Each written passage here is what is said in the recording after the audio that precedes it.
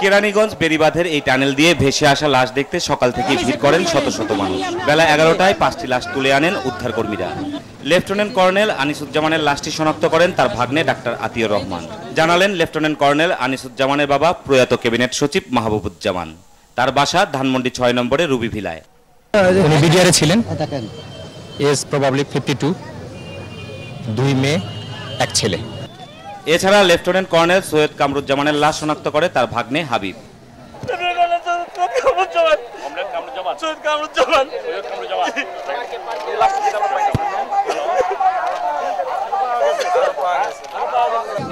Lieutenant colonel আকবর আর lieutenant colonel আফতাবের লাশ শনাক্ত করেছেন বিডিআরের ঠিকাদার রিটন।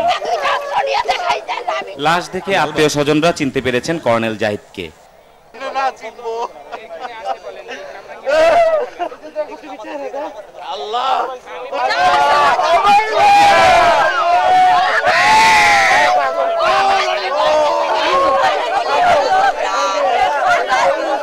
পাওয়া গেছে নাম না জানা এক ক্যাপ্টেনের লাশ। লাশগুলোর ময়নাতদন্তের জন্য মিটফোর্ড হাসপাতালে নেওয়া হয়েছে। এরপর সম্মিলিত সামরিক হাসপাতালে নেওয়া হবে বলে জানা গেছে। ওবায়দুল গনি চন্দন, বাংলা ভিশন, ঢাকা। প্রধানমন্ত্রীর বাসভবন যমুনার সামনে আছেন